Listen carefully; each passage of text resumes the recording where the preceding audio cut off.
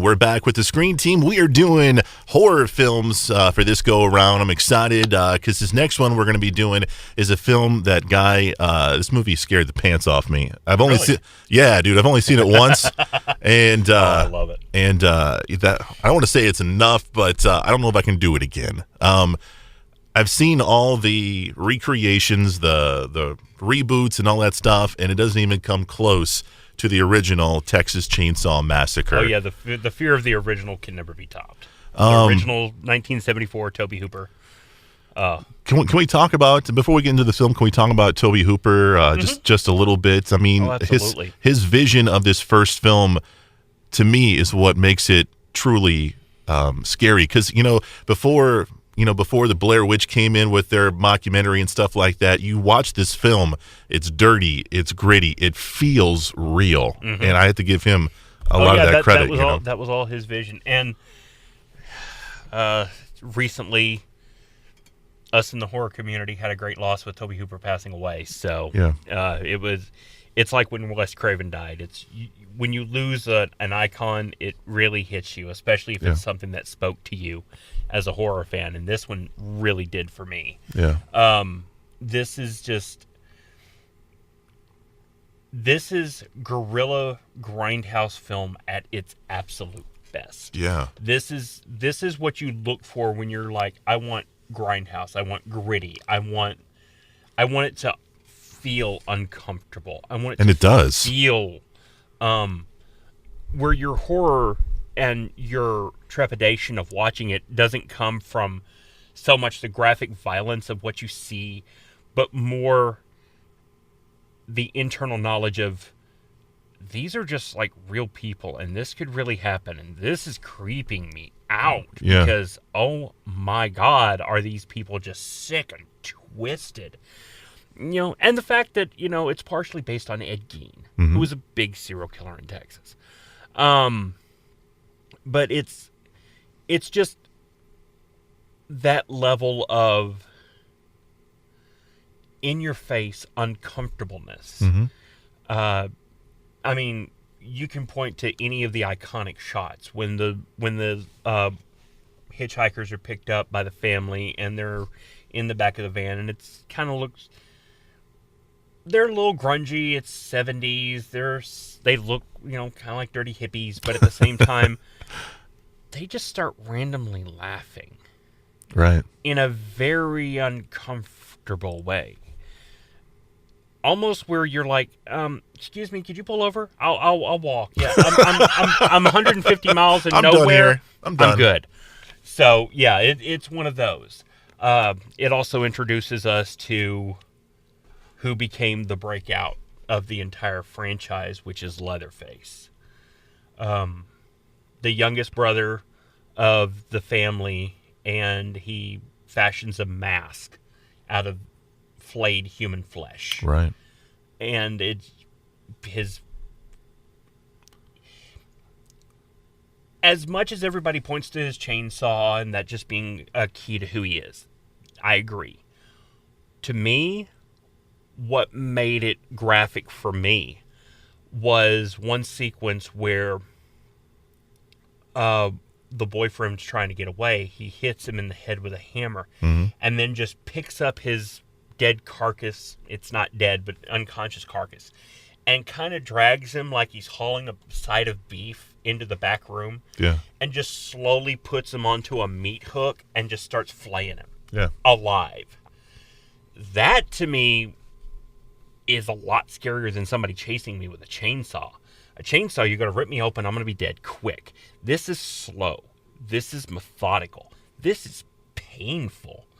And the fact that Tobe Hooper took the time to make, these are practical effects, beautifully done, but he took the time to linger on them just past the point of uncomfortable. You watching it, okay. You're watching it, I'm very uncomfortable, and then he keeps going for a few seconds more past that point.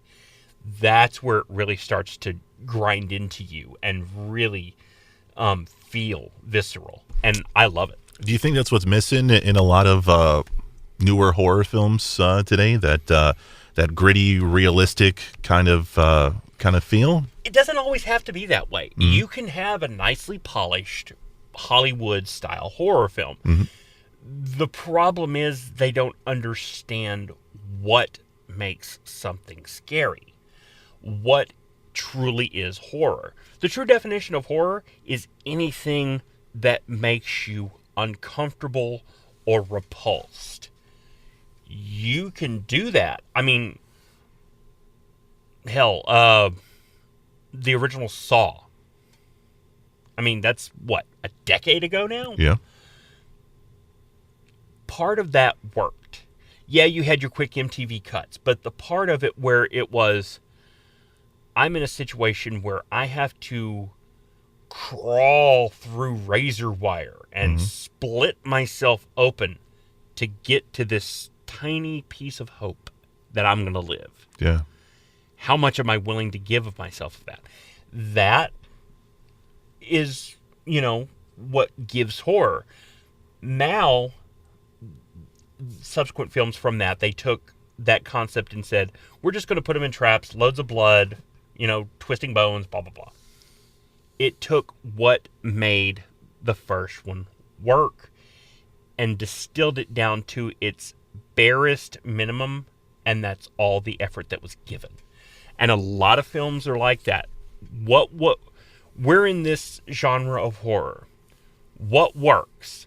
Let's go through focus groups. Let's go through analysts and find out the barest minimum of what works on that.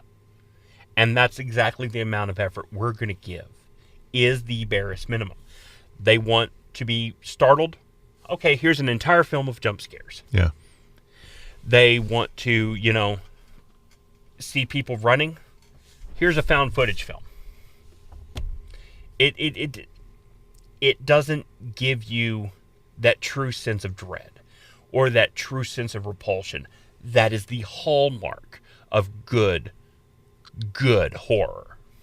So, you hit it on the head with, horror can be a lot of different things. What scares me most about this movie is not the Leatherface or whoever it is, and him doing his thing. One of the scariest scenes to me is, I think that our young girl is sitting at the table with the family. And the dinner party. The dinner party. That scene scared the bejesus out of me.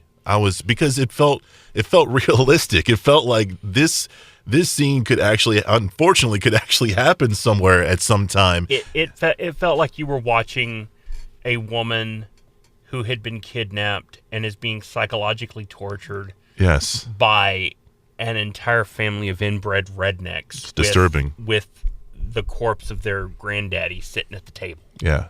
Very, very disturbing. And very much so. Yeah. So, do you think all the sequels and everything that's reboots, do you think that has ruined the original?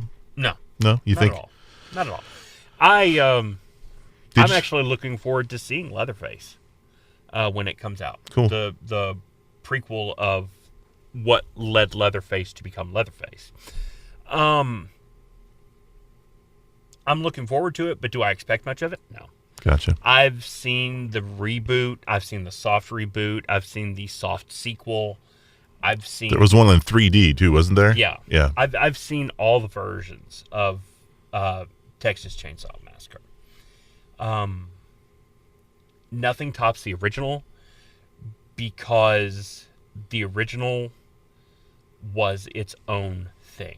It was its own entity. It wasn't trying to be anything else. It wasn't trying to copy anything else or take on anything else. It's one of the reasons why the original Halloween, the original Friday the 13th, the original Nightmare on Elm Street, when you hear people say the originals, there's a reason why the originals work where multiple sequels don't. The original was not trying to be anything else but its own thing. Right. Now you can have sequels that live up to, but it is very rare to find a sequel that will surpass. Texas Chainsaw Massacre. You can find it where you find movies. Coming up after the break, I'm interested to see what Guy thought about Annabelle Creation. It is next right here on the Screen Team.